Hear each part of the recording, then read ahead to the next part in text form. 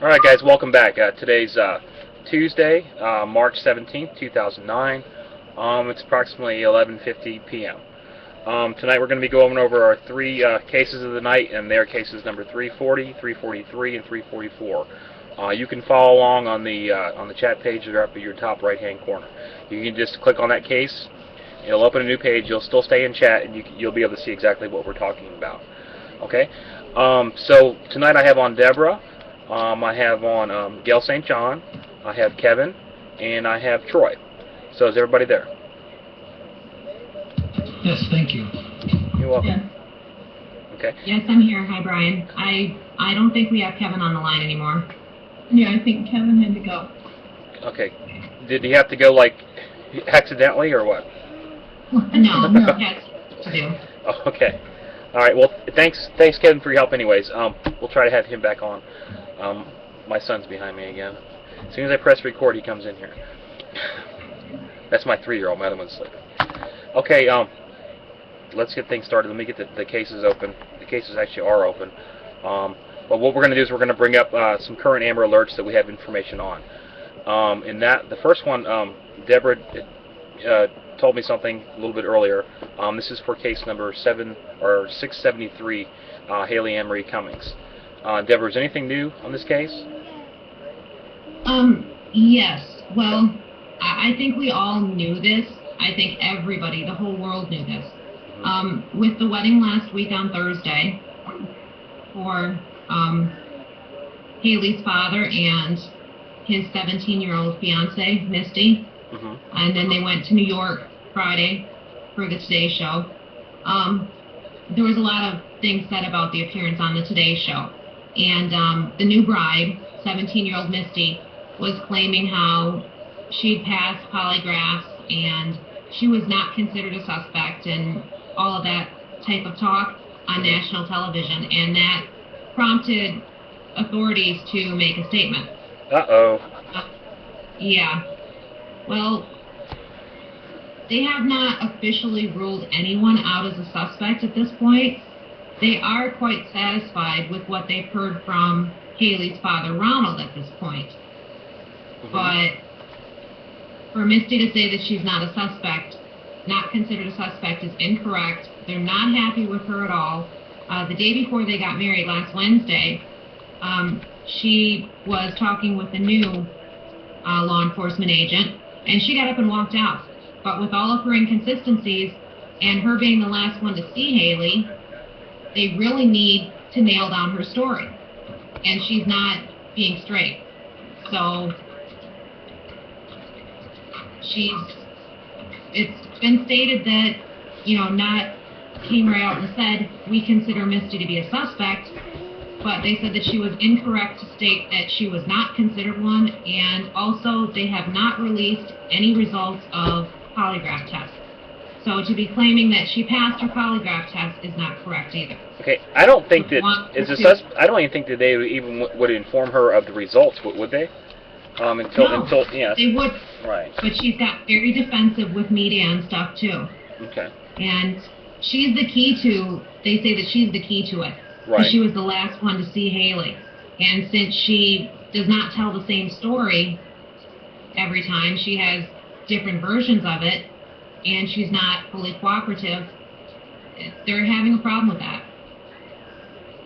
Okay. So that's what's going on with that one. And the mom, biological mom, Crystal, Haley's biological mom, is seeking custody. Okay. I'm just looking back at some of the dream drawings and some of the information that we had and that Gail gave me, just to see if any of that might correspond with it. I think the third dream drawing might be a picture of her, and that was on the 10th of February. Once again, we brought up the phone call to the school. I'm not sure if that ever happened or not, and then some of this information. Gail, I know I've worked on this case with you for a while. Do you have anything new? Honestly, I have some stuff, but at this I'm not willing to talk about it. Okay. And I have my reasons. Where normally I would. Okay. But being I'm going to Florida, if we raise the funds, I'm going to give that case some time as well, and I don't want to cause any problems with me going there if I'm, going to work on that case. Okay, if you guys know or not, Gail St. John is going to be going down to Florida here shortly to help search for Aji. And while she's down there, she might also look into the Kaylee Cummings case. And Gail, I totally understand why you're saying that.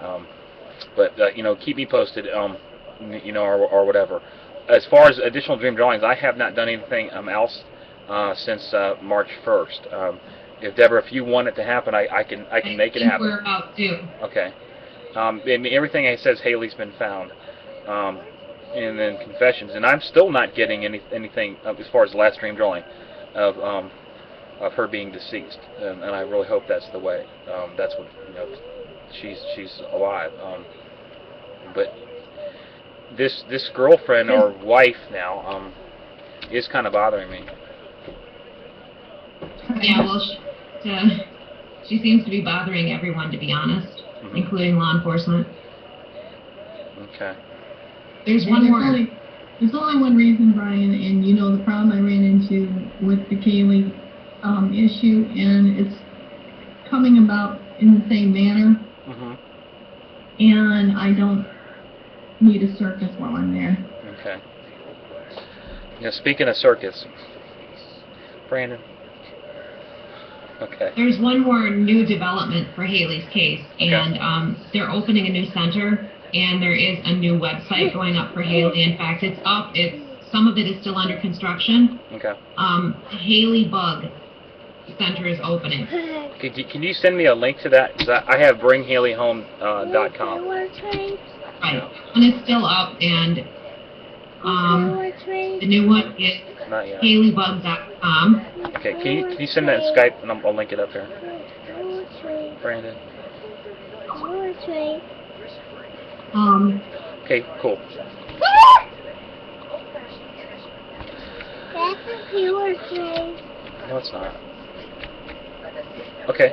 Anything else, Deborah? I don't think so.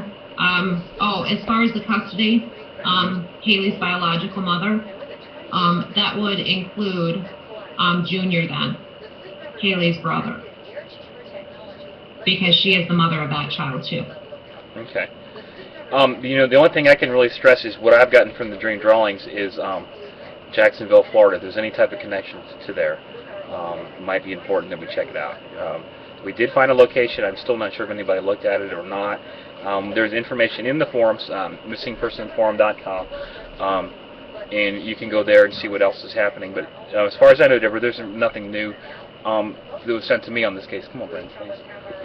I haven't received anything or seen anything either, Brian. Okay. Okay. So let's move on. The next Amber Alert case would be Amber DuBose, correct? Case 681? Yes, Amber Leanne Dubois. Okay. Now, I know earlier you're not telling me what you found out. You usually do that, so please tell me.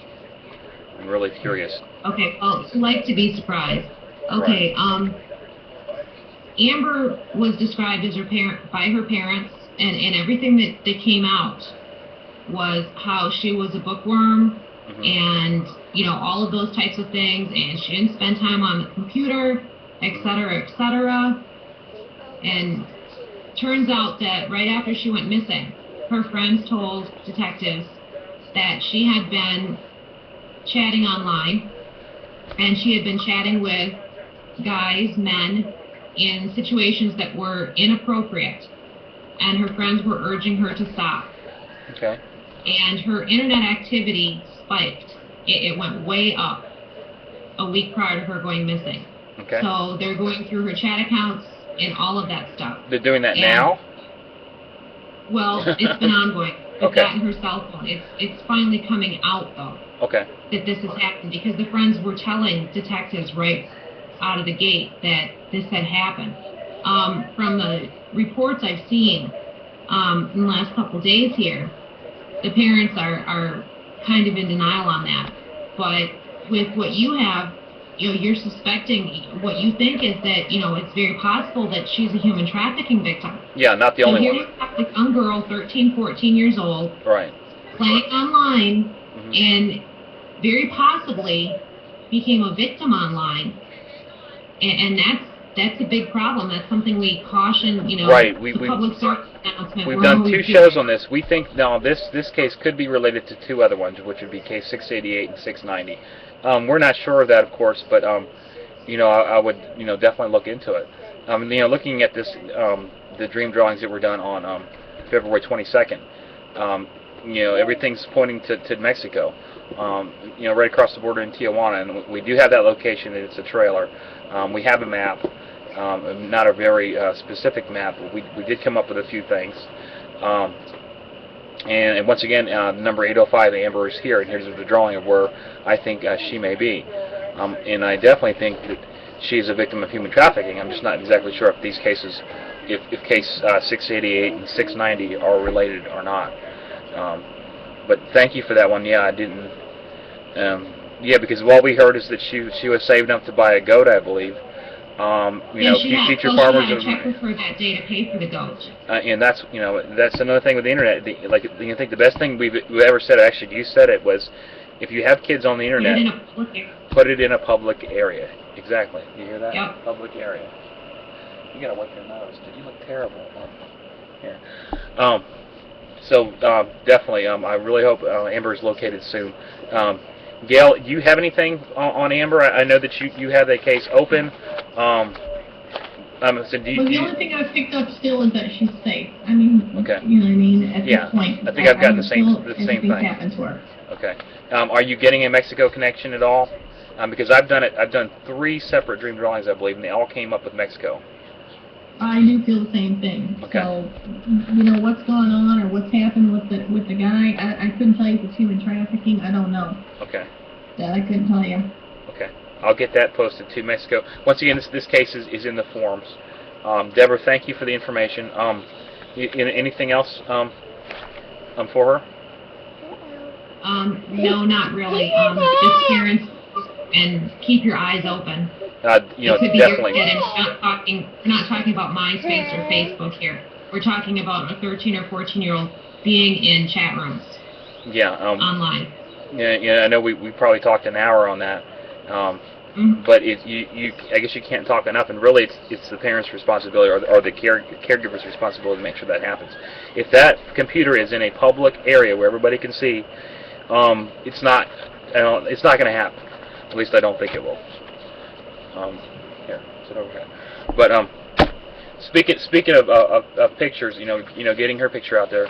Once again, I want to thank Signs of All Kinds for this.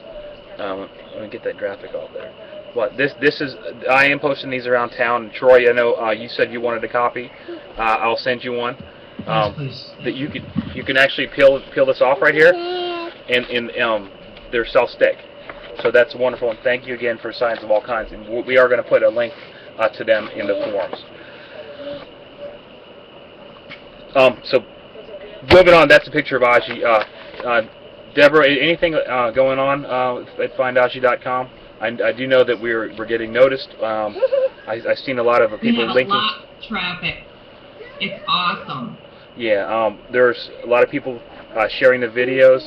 Yeah, sharing the pictures of Aji. They're getting in, they're posting what they know, and thanks a lot, guys. Anything else new on this case as far as news goes? No, there's not that I've seen, Brian. Either, but I keep looking every night. I see the same. If you Google Aji, you hit click on the news. I think it says March 4th, and all it mentions is a new photograph to bring, and that's it. There's no news stories. There's nothing. I mean.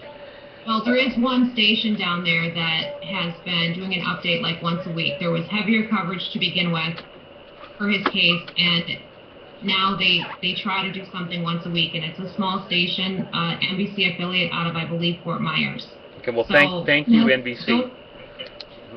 Right. Thank you to Channel something. If we go down there, Fox did say that they'll cover it. The girl from Orlando. Okay. That did that really good piece for yeah. Kaylee. Yes. She's really super, and I I spoke with her 2 days ago, and she or her affiliate there would cover it. Wonderful. And I really wish they'd cover it now. I mean, they wouldn't need a reason, but anything, we'll take anything we can get. This child's missing, and this child is as important as any other child. And I hate to say it's racism, but I think we did a show on that. You might have answered that question. But you know what? The good thing is, though, we know that she'll do an honest piece and give it her best because she's an excellent reporter. She's a real journalist. Okay. That's the difference. She's a real journalist, and it won't be blah, blah, blah, 5 minutes. Okay, so what? Attitude. You know what I mean? She's very serious when she does a piece, and that's what I like about her, and I respect her. Yeah, what was her name again? The reporter? Like Kristen. Okay, yeah, I do remember that. I always get her name mixed up with the other girl that's down there. Okay. But if you guys haven't been there, please go to findAji.com. There's a bunch of stuff. It's all over Facebook. I mean, it's public. It's I sent it out to some of the news stations. So I mean, it's getting out there. Yeah, and thank you. I know Troy's been doing the same thing. I've been doing it. Deborah's been doing it. And I think Kevin's been doing it too. Thank you guys. Speaking of Troy, Troy, you there? Yes, sir. Okay, I do a radio show with Troy called Clarity of Awareness. He's got some music out. He's getting a bad echo. He's doing a great job for us. He's going to help us research tonight. We got some really bad audio problems now. Hold on. Somebody please mute that.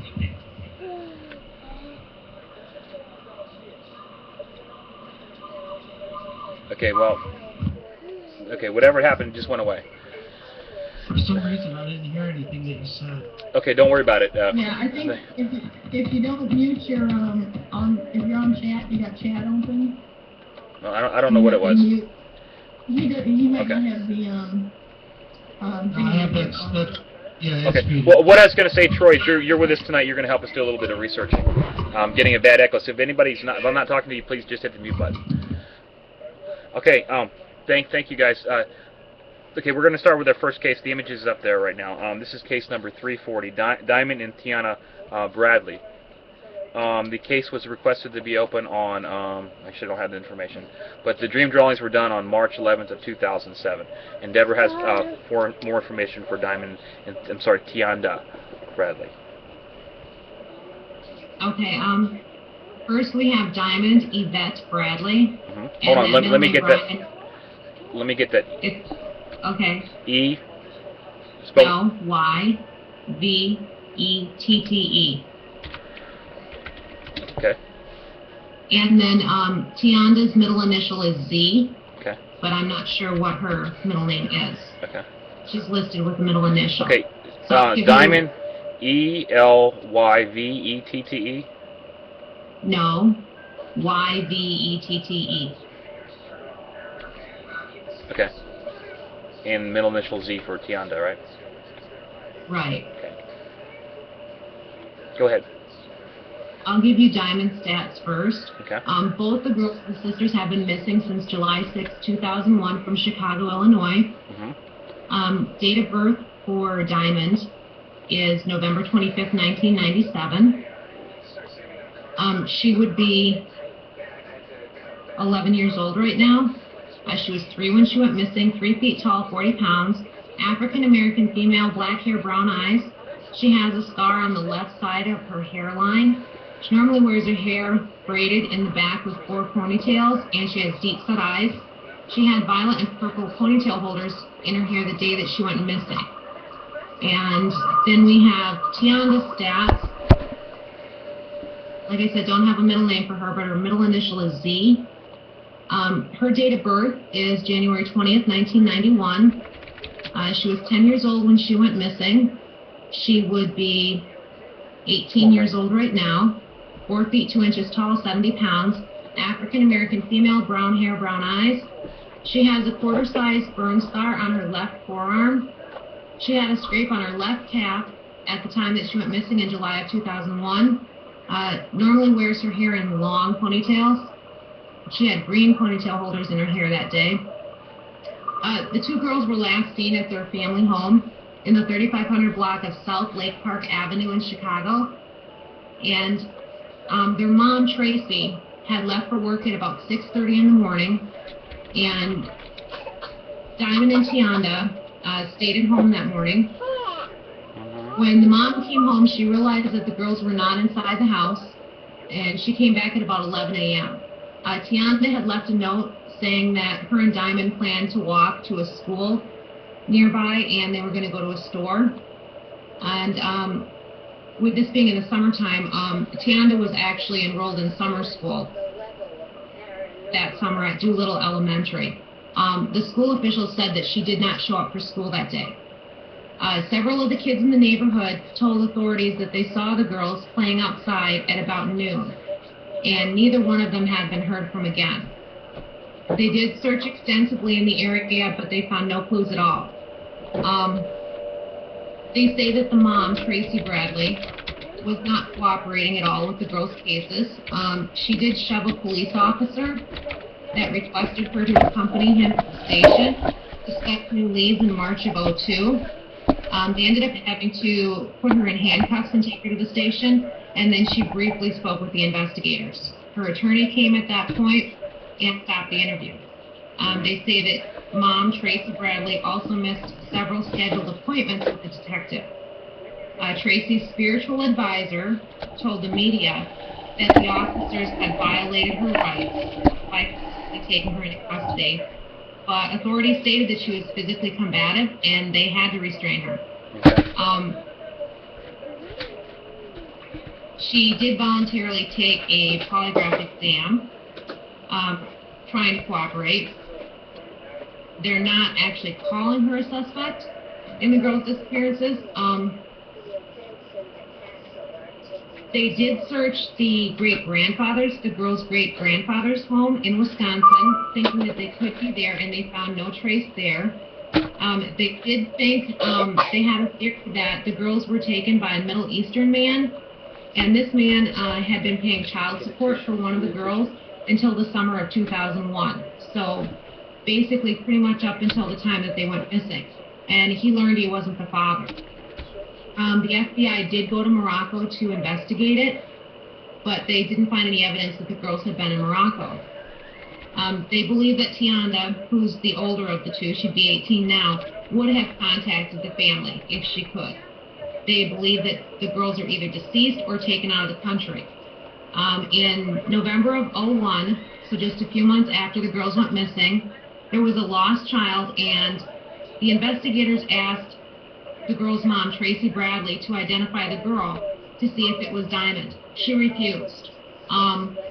The girl was identified and returned to her family. There was a time also that they found human remains, and they believed them to be a girl in their early teens, and that was in April of '05. They initially thought it could be Tianda's, but they determined that it was most likely from a Caucasian or Hispanic girl, and those remains have yet to be identified. And that's pretty much what we have for the girls. I don't know, Brian, are you going? Gail? Yeah, I can go, because Gail has, Gail, you're going to be bringing up your old case files, right? You know what? I got a pretty much down memory from this because I've talked to him a lot about this case. Okay, let me just get this done real fast then. The dream drawing was done on March 11th. There's actually two sets that were done at two different times. States that they are safe in Morocco, water fountain, Mara Brisk apartment building. There's a drawing in the apartment building. There is a star. There's the number 316, and that's some type of, it looks like a boat to me. That's the first dream drawing. Then on this, let's see, November 3rd, somebody asked me to redo it, and I did. And this is on the night of the 3rd. Another dream drawing. It looks exactly like the same building that's in the first dream drawing that was done on March 11th. So there's a pretty big distance of time between these dream drawings. I'm getting the same building. Waterfall close. Spain here. Black box door 4, 3rd floor, room 6, pipe, fire, stairs. So I actually think that's a location if we can find that building. And then there's a picture of a man named Father Jose. It says Father Jose 761992. Gail, now I don't have a clue as what you got, but I am curious to find out. Gail, you there? Or did Yeah. Okay. So one of the things that I had looked at is, in the case originally, is that they weren't taken directly out of the country. I don't know. They had been taken and held in the States, you know what I mean, working their way. And we ended up in basically the same area as what you're saying. And my thought is, even though they're gone of their own free will. You know what I mean? At this point, if you know what I mean. And I can't say why, because I don't, I will not make a vote on their life here because I'm unsure. Okay. Anything else? I have spoke with the gradient on the case. Very nice lady. And I know she's done her best in looking around the Chicago area. And I also, a long time ago, had done, we were asked in on the case by the police. We did do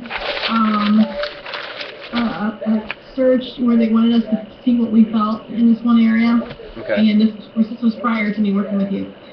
And when we were there, and I have to tell you, in the area where they said that they thought they last went, wasn't at all, we didn't feel anything there. Okay. And we didn't feel harm.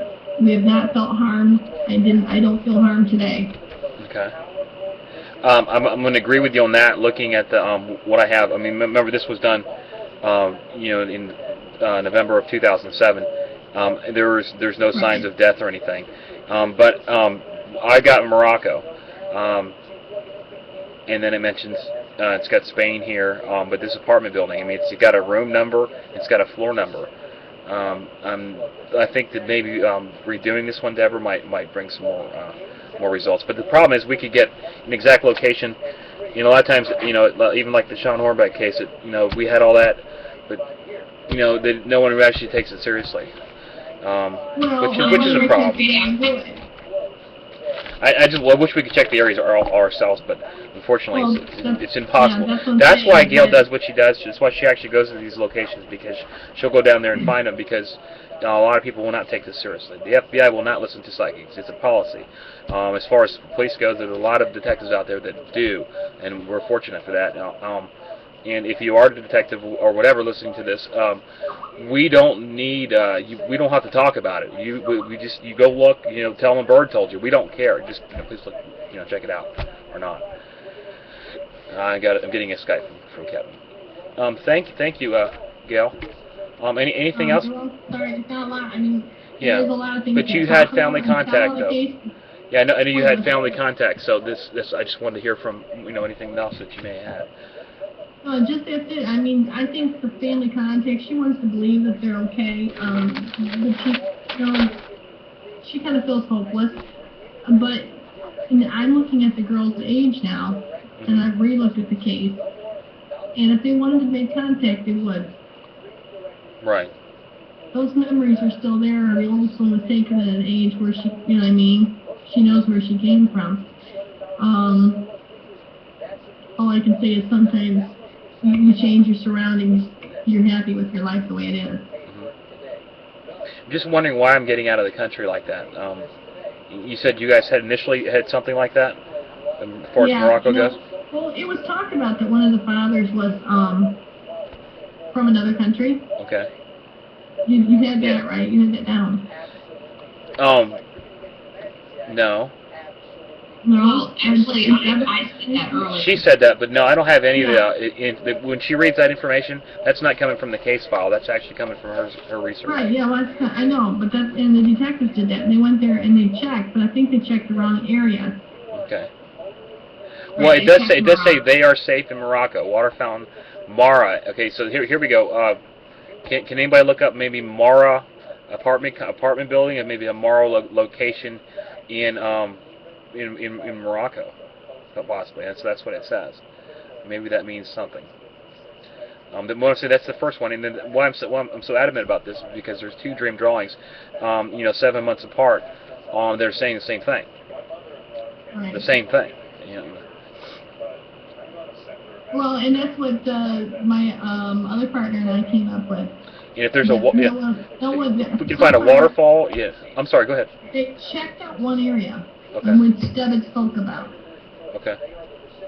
But my thing is, when they came back and they said where they checked it out, I did not feel they went south far enough in the cities to check this. And I don't think they had a close enough, like an address or, you know what I mean, that kind of thing when they went through to check it. Now, I worked with the detective on it. On the air, I will not give her name, but Yeah, okay. It's a female. And she has a lot of information on the actual father of one of them. Now, that wouldn't be the father of both of them. Just the father of one. Okay. Okay, well, thank you. Again, this case is in the forums. If you have any additional information, or if we do, we'll definitely post it there. If you guys can do the same, thank you. Anything else for this case, Deborah? Yes, I put the URL for Tianda and Diamond's website in Skype for you. Okay. I'm not sure if you saw it. I got it. Let me put that right up there. Okay, that is find TianaandDiamond.com, and I put the link right up there. It's right below the case file, or right below her picture. Thank you, Deborah. Actually, I put it on the wrong page. Hang on, let me fix that real quick. Okay, moving on. Case number 343. This is Jessica Vargas Beatriz. The case was requested to be open in early March of 2007. It was open, actually, the dream drawings were done on March 11th of 2007. And Deborah, you have more information for Jessica?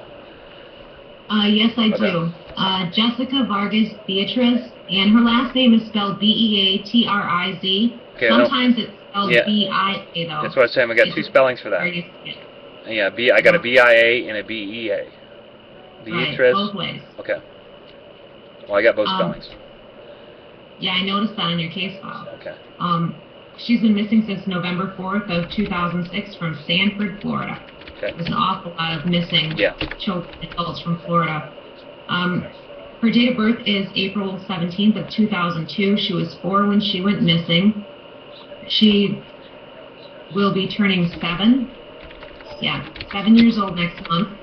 3 feet 4 inches tall and 30 pounds. Hispanic female, black hair, brown eyes. She speaks Spanish. And sometimes they also refer to her as just Jessica Vargas without Beatriz on the end.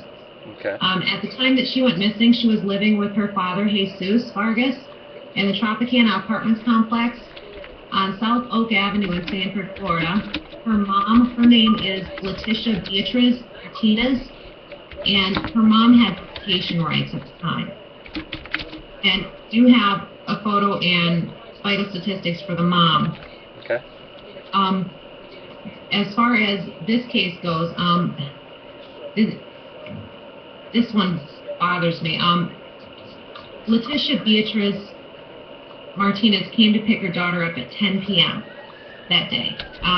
She had several other men with her, and they threatened the father. And as he went outside, and they demanded that he give Jessica to them. Him, along with 3 other men, got into a fight with the mom and the guys that she brought with her. Jesus Vargas, Jessica's father, and his friends were all stabbed. One of them, named Osman Javero Rivero Alvarado, later died at the hospital from the stab wounds. And he was actually the uncle of Jessica. That was Jesus Vargas's brother. They did get Jessica, and they ran away with her and the mom with them. They left there in a white Ford compact car. and the license plate may have been 036JTG. They have not seen Jessica since then. They did recover the vehicle in Central Florida, and they checked where the mom, where Letitia Martinez had been living, and that was on West 25th Street in Sanford in an apartment. And when the authorities went there, it was vacant. So since this point, when Jessica went missing on November 4th of 2006, they have not seen her or her mother, Letitia Martinez, since then. 4 days after Jessica was abducted, they issued an arrest warrant for the mom. She's wanted for capital murder and home invasion robbery in connection with Jessica's abduction. They also issued similar warrants for two brothers named Felix A. Lugo and Will Robert Lugo. And they're both Hispanic men. Felix is 6 feet 4 inches tall, 170 pounds. He was 24 years old at the time. Will Robert, 6 feet 2, 170 pounds. He was 17 at the time. They haven't found them either. They say that they could be in New York City, Mexico, or California. And they consider, under these circumstances, for Jessica to be endangered because of the violent way that the abduction happened. Okay. And they have not been able to get any information. Okay, thank you. While you're reading this, I was doing a little research on this case. There are not too many news articles for Jessica at all. Did you notice that? Did you notice that we're like number 3, 4, 5, 6, and 7? Right, exactly. Under both spellings. So that's once again the media is not covering. Exactly. Still weird. Okay, so the dream drawings were done on March 11th of 2007. Definitely this was going to be a redo, Deborah. It says 9:51. Mother has taken her daughter H-I-L F-L, which would be Florida. Boyfriend planned this. She is safe. Next dream drawing says Mexican male, 30s, 14S, MS-13, meth dealer to Miami. MS-13 is a very dangerous gang. We've talked about that before, and how the gang's actually growing because of the issues with methamphetamines in the United States and how most of it's now being exported from Mexico. We already brought that up. That's all I have on this one. Like I said, it's not been in the media, and we actually haven't even worked on this. There's nothing after that at all. It's just a blank page. You guys can see that. There's no posts, no replies, or anything to this case. So this would definitely be a redo. Okay, Deborah? Yes, I have that written down. Okay. Okay, let's move on to the last case of the night. That's case number 344. Samantha Caballero. Did I pronounce that right? Caballo. Samantha Caballo. Sorry about that. The case was requested to be opened by Anonymous. Not really sure. It's probably around the 3rd or 4th of March of 2007. I got the case open on March 12th. And what do you have on Samantha? She's been missing since the year of 2001. Let's see here. Her middle name, for your records, Brian, is Michelle. M-I-C-H-A-E-L? M-I-C-H-E-L-L-E. Okay, thank you.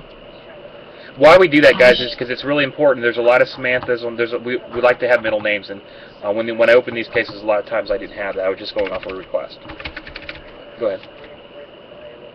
Thanks. February 3rd, 2001 is the date that she went missing from Suffern, New York. This is a family abduction. Her date of birth is January 1st of 1999. She would be 10 years old right now. At the time that Samantha went missing, she was 2 feet 9 inches tall, 22 pounds. She's a Caucasian female, light brown hair, brown eyes. She may, instead of the last name Caballo, have the last name of Yermak, Saul, and or Kaplan, depending on what her mom is using at the time. She was abducted by her non-custodial mother, Ann Yermak Caballo, during a court-ordered overnight visitation. Samantha's dad, Michael Caballo, had custody of her since she was about a year old. He was given custody after court testimony that the mom, Ann, had physically abused Samantha and that the mom may suffer from Munchausen syndrome by proxy. She had taken Samantha to 7 different doctors 33 times in 11 months after she was born. The father, Mike, states that Samantha was crying and didn't want to go with her mother that day. The FBI has a kidnapping warrant out on Ann, on the mom, on Ann Yermak Caballo. She also has warrants for unlawful flight to avoid prosecution, custodial interference, and unauthorized use of a motor vehicle. Her last known address was in New Hyde Park, New York. They were originally traveling in a black four-door 1996 Suzuki Sidekick Sport with a gold-colored bumper and New York plates on it. They did recover the vehicle in a parking garage in New York City borough of Brooklyn, about 2 months after they went missing. They could have a dog with them, a miniature Tibetan Spaniel or Tibetan Terrier. The dog's name is Vodka. They may frequent doctor's offices and other types of medical facilities. They may be with an adult female relative.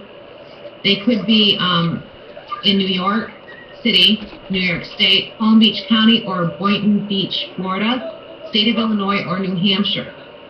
In 2006, they had sightings in Santa Fe, New Mexico, and they believed them to be credible. And the witnesses stated that Samantha was quiet and withdrawn, and that the mom did not interact with her very much.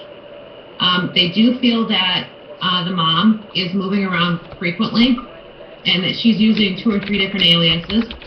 And they also believe it's possible that the grandmother, Ann's mother, may be helping them. She's refinanced her house several times, but they have not confirmed that she's actually aiding them. They think Samantha's in danger at this point because she may have been abused prior, and because the mom may suffer from Munchausen syndrome by proxy. So she could harm her or subject her to unnecessary medical treatment. The dad is living in New Jersey now, Michael is, and he's still actively looking for Samantha. He believes that she would be homeschooled because he hasn't been able to find any evidence that she's enrolled in a school anywhere. And they really don't have very many leads. They don't have anything much to go on. Okay. Thank you very much. The dream drawings were done on March 12th of 2007. First one says Amy Kemp, K-E-M-P, white female, works as a nun. There's some stuff I didn't put up there. It says Amy Kemp, white female, 130 pounds. Just reading additional stuff I didn't think I put down there. Second drawing says Samantha is with her, Mexico Catholic Church, Mexico City, 31729. That might be some type of zip code or something like that in Mexico City. Looking at some of the information that was posted on here, somebody said that she had been found, apparently, but that's not the case, right, Deborah? Right, that was a little girl that was subjected to some abuse. Got it. Okay, I did say I would do it, so let's keep the promise on that one. Let's redo that one. Okay. Thank you. We're running real short of time here, guys. Thank you, Troy. Thank you, Deborah. Gail St. John, it's great having you on again. Please come on tomorrow. And Kevin, sorry we didn't hear you. We're getting a lot of noise again. Okay, guys. Thank you I'm really sorry that noise is really loud. Whoever's doing that. But this is fine. This is Aji. He's still missing. Please go to findaji.com or wherever. We need his picture. We need you guys to do this. This right here. Like this company did here. You can do this yourself too. You can go and print this. I know ink's kind of expensive, but it's worth it. Print and put it up. Put them anywhere. Fortunately, this one sticks. You can peel this off. It sticks because the picture is what's going to find Aji at this point. Okay, it's a picture. So thank you very much, guys. Good night.